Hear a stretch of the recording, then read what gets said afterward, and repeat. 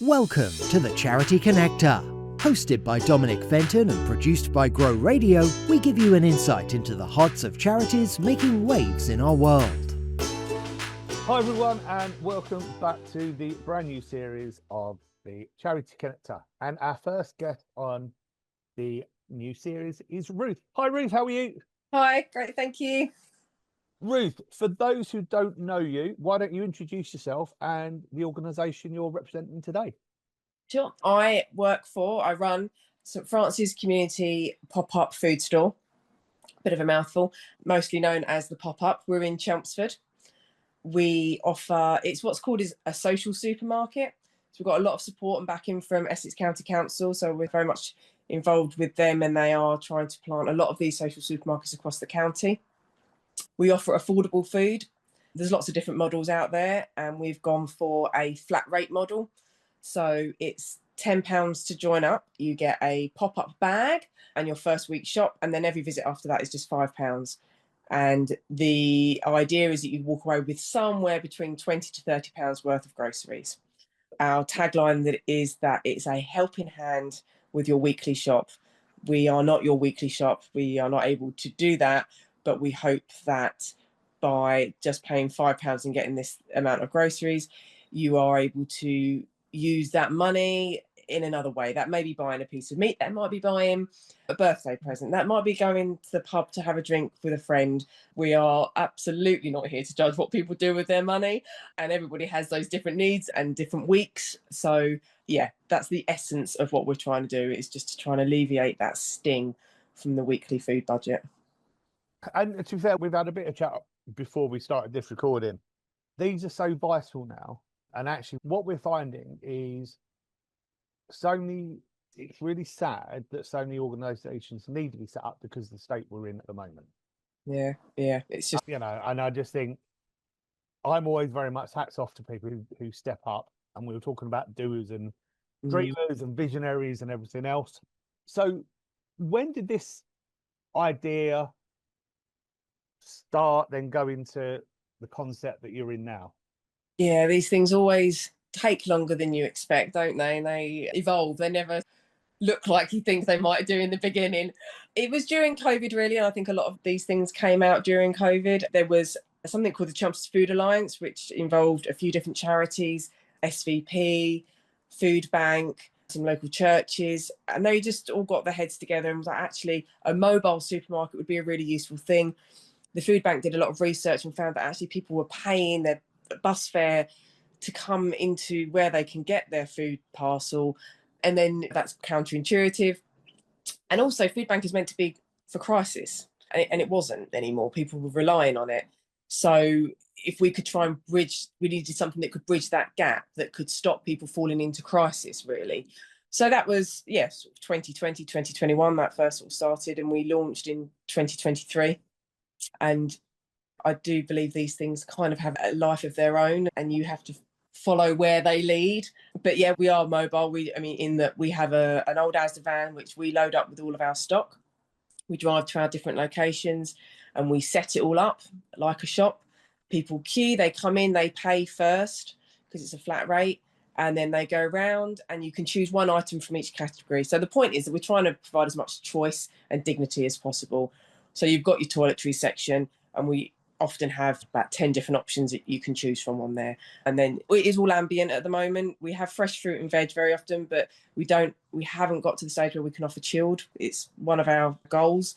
It's very complicated and logistically and all these sort of things. So we're doing what we can at the moment, and always looking to see what more we can give and help with. But yeah, and I think it's amazing where things start from, and obviously where you're at now with the two almost sites. Yeah.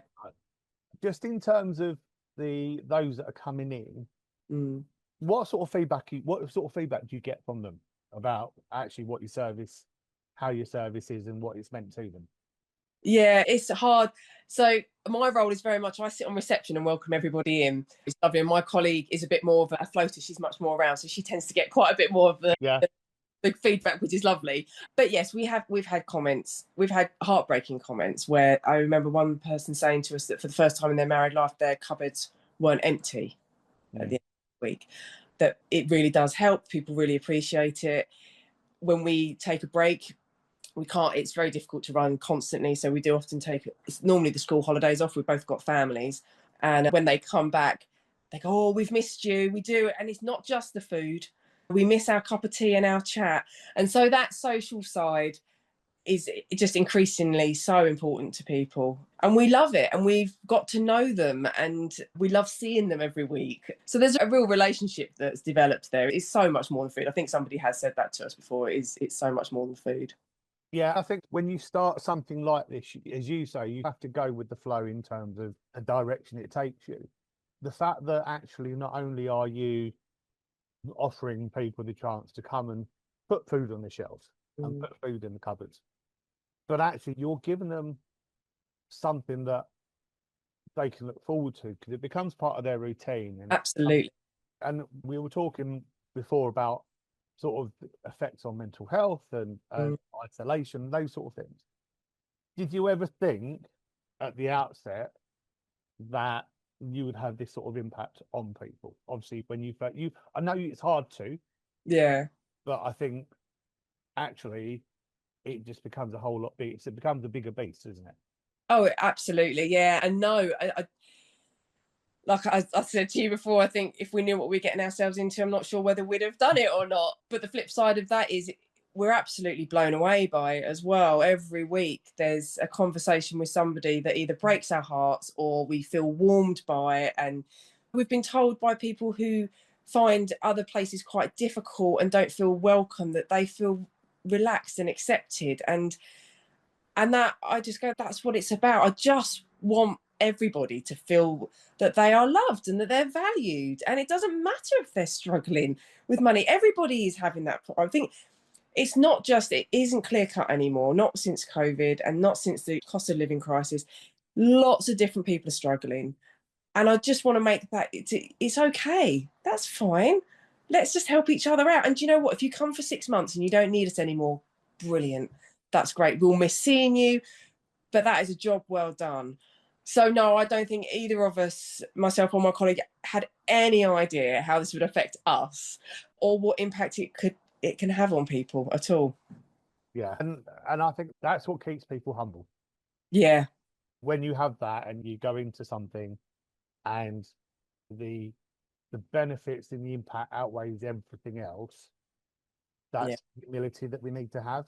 Yeah. And the sad part of it is that actually you are going, for the foreseeable future, you are always going to be busy.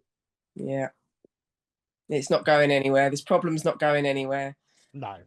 I think in the early days, when we were getting our heads around it, we'd finish every session and go, I love my job, but this job shouldn't exist. And we still feel that. But I think having come to terms with the fact that now it's more like we have to keep this going and we have to grow it and we have to keep on doing what we can do, because, yeah, it's not going anywhere. It's just worse in many ways. Yeah. And I think as well, it's where we're all at the moment, charities are really busy, but just sometimes they're there for the reasons, because people are struggling.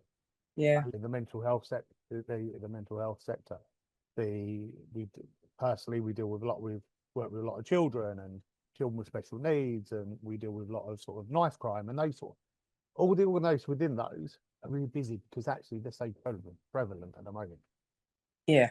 And actually we don't, unfortunately, it's sad that actually we're not quite sure where that goes yet. No. They're still going to be there. Yeah, to plan for the future for something that you just don't want to be there. Yeah. It can be quite, it's jarring. Yeah. Sort of heart to go, let's grow this, let's make it, but that's not right. Yeah. You have to do that. Yeah, it's an interesting one. Yeah, and that's the thing. And that moves us brilliantly on to the next part. So obviously we're talking about future. We're talking about where you're aiming at. So if I said to you plans for the next 2 to 3 years, where's the vision? Where's the dream in such? Where are we looking at? Yeah, we have lots of dreams and we have to kind of try and get our feet back on the ground. We feel very much that we need to be in more than just the 2 locations that we're in. So we would definitely like to open one possibly a little bit more centrally, or Baddow way or something like that. There are a lot, we've been approached, but unfortunately it's always the finances and it's the time. But ideally we see them being in different locations, and perhaps us being much more of managing a sort of a warehouse and allowing them to go out rather than us necessarily rolling out the projects and being on the ground. Yeah. And just trying to offer it out as much as we can. I think we get a lot of people who do work as well, which is quite humbling, because you just go, so you're putting in a full week's work and you're still really struggling. So we'd really love to be able to do like an evening one or something like that, just to try and offer that opportunity to people who can't get to us during the day. So the potential is massive, I think. And so we have big dreams and then go, okay, so what's the next step? We have to try and look at the next step. And I think for us, the next step is trying to open another location, possibly with another van and possibly another member of staff to try and help grow that and develop it. Yeah, obviously just before we recorded, we talked about collaborations and like that. Where would you like that to go? Because obviously we were talking briefly about people who come and they're having their cup of tea and they're having their chat. Yeah. Because obviously what I'd hope was, when we put this out, you will get other organisations listening or having a look at it and going, oh, okay, well, actually, that might be something that we can do, or we can get involved in, or we'd love to chat to you, or whatever else. So what sort of collaboration would you look at, or where's the need at the moment? Yeah, we'd love to have that sort of wraparound services. So we'd love to be able to say, either every week or every month or on a certain time, we have, for example, the Citizens Advice Bureau with us. We will have debt counselling available to you. We will have, I don't know, maybe a legal support. This is all these things that I don't know. The job centre, people that can offer advice. We are not able to offer the advice. We can only offer support. So I would like to be able to have people in who can sit with our customers and answer their questions. The people that have got debt in their energy bills, all those sort of things, we can only offer our sympathy and our support, and we'd love to be able to have it where in every location that we end up being in, have that kind of service available to them as well, so they can walk through the door, get their food, get their tea and cake, have their chat and access support as well, all in one place. And you almost become an all-in-one pop-up, really. Yeah, like a hub of a community hub for food, for support, for conversation. But actually, if people need support in other ways, then you can actually bring that in and go, well, okay. Yeah, it's us saying that we absolutely know that we can't do all of that. So come on board and help us out with the stuff that we can't do. But it's all about, and the thing is, it's what frustrates me a little bit with the charity sector is that actually there are lots of people who try and do it in isolation. Yeah. And are not open to collaboration. Yeah. And actually, I think personally, we need to be working together. Of course. Yeah. Because as I say, I use this a lot, and I talk to a lot of people about the sector as they are, and things will come up and something will happen and someone will set a charity up or a CIC up, or however what format they want to go in. But actually around the corner, there's someone doing that. But then and the problem is them funding, they're all going for the same pot of money. Yeah, and I think the funding thing's very complicated. It's very difficult because, like you say, if we're all going for the same pot of money, but then depends where it stems from, the actual organisation, it can get very complicated and very messy. I feel that, and that hold, like you say, I think that holds things up quite a lot. It holds collaboration up. Money can be tricky. Do you find that within the sector yourself? Have you come across that? Yeah, I think we're not too bad in that we are the only, what we've got going for us, which sounds awful, but you do have to think a bit like that when you're applying for funding, is that we are the only mobile supermarket in Chelmsford. Yeah. There isn't anybody else that offers what we do. And one of the reasons we meet in Springfield is because the church over there had started up a free pantry, which is still there. And some people put food in and people take it out as and what they need. But it was always empty. And they were like, we need more. So they came to us. And I've had conversations with other people about that. So people are very aware and doing what they feel they're able to try and tackle the food insecurity of others. And I feel like then maybe we are that next step. How can we support you if it's your vision and your passion? Excellent. Let us come and support you, and let's see if this works in your area. But we want them to be theirs as well. And I think that's the future, is because we aren't capable of running 5, 6, 7 pop-ups, 2 of us. That's not going to work. But if other people want to come and take what we are trying to do and deliver it where they are, we will absolutely support, and not detailed conversations, but that's the vision, really. And just so we're aware, in terms of growth for you, does that look at just Chelmsford? At the moment, yes. Right. Yeah, we haven't looked beyond that because we do. So, because like I say, we're part of there is actually a community supermarket for Essex County Council. There is one in Malden, there is one in Braintree, they are growing throughout the county. So yeah, we haven't looked at your area is Chelmsford. Yeah. Right. Okay. Which is small, to be fair. So quite big. And it's growing all the time. It's growing all the time with everything else that's going on. So we touched on funding a little bit, and obviously I ask this on every podcast. So apart from funding, are there any other issues that you have where actually if someone was listening now, they could go, oh, I can help that, or I can do this, or I know someone who could? I think sometimes there's very specific skill sets that we lack. So it's things like, our van often needs maintenance or zero. I'm trying to do some things online and set up different things. I'm not techno savvy. I'm winging it and Googling and trying to get the answers. And the other day I just thought I really need to find someone that can come and just do this for me. Yeah. So there are things like that, and our job is very physical. We do the majority of it, and our volunteers are wonderful. I think we could always benefit from more physically able. That sounds awful because I absolutely adore our volunteers and they're the best thing. We couldn't do it without them. But it's a heavy lifting job. So we've talked about things like an apprenticeship or kids. I don't know. I think there's something there that they could come and be physically beneficial to us because we're aging women. And also could expose them. I drag my kids along and I say, you're going to come volunteer. It's the school holidays. And they need to see it. They need to see that not everybody gets to just walk into the kitchen and eat whatever they want whenever they want. I think it's really... No, and I think that's really important. My daughters now do some volunteering with me. Yeah. Whether I was running sports camps over holidays or doing some of the events that we run, both my daughters have now helped out at some of them. And again, I think that gives them a better understanding of what you do. Yes. Yeah. I don't think mine ever had a clue what I did. No. I went, oh, that's what you do. Yeah. Yeah. I haven't even done it a few years, but that's what I do. And I know. Oh, okay now. Bless children. Yeah, don't we love them? Yeah.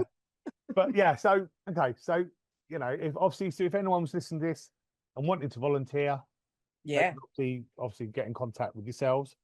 In terms of if someone was listening now, what one thing would you like them to do?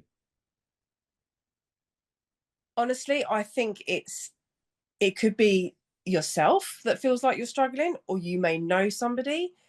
I think it would be letting them know that we exist, letting them know that we are a friendly bunch of people. I totally get how hard it must be to walk across that threshold. I really do. But I can feel it. I don't think we're accessing everybody who could benefit from our service. And so if you know somebody or it is you yourself, just come along. And there is no pressure. Come and have a cup of tea. Come and have a chat. Come and have a look. And if you don't think it's going to work for you, then don't worry about it. But I just want to have people to know that our arms are wide open to come and have a look. And if it's going to help, let us help. And there's absolutely no shame in it, none whatsoever. And we'd love to meet you. I just want people to know that we exist. And if we can help, then let us help. Where are you on what days? So on a Tuesday, we are at St Andrew's Church in Melbourne between 2 and 4. That is our busiest site. And on a Thursday, we're at St Augustine's Church, Beardsley Drive in North Springfield, 11:30 until 1. And that's every week. That is every week. The best thing to do is to follow us on Instagram or Facebook. And every week I post out what our dates are and when we are. So, for example, we're not running this week, but we are running next week. It's half term, but we are going to be running, and hopefully the sun shines. We can have the doors open and the kids can run around. So we'll see. Lovely. Right. Well, all I want to say is thank you for doing what you're doing. Thank you for taking the time out today to record this. Thank you for having me. Not a problem at all. It's been a pleasure. Obviously, what was in terms of Instagram, Facebook, what account are they looking for? Instagram, I believe, is St Francis Community _pop_up. I think. You'd know this, shouldn't I? Terrible. And Facebook particularly is just St Francis Community Pop-Up Food Store. But we have a bright yellow logo because I got to design everything, and yellow is my favourite colour. So everything is yellow. So sorry about that if you're not a fan of it. Well, it is your organisation, so you know what? Hey, have it all yellow. It really doesn't matter. Have it yellow. That's absolutely fine. It's a happy colour. It is. It makes people smile. Yes. It makes people, when we're thinking the sun, that we don't see a lot of. Yeah.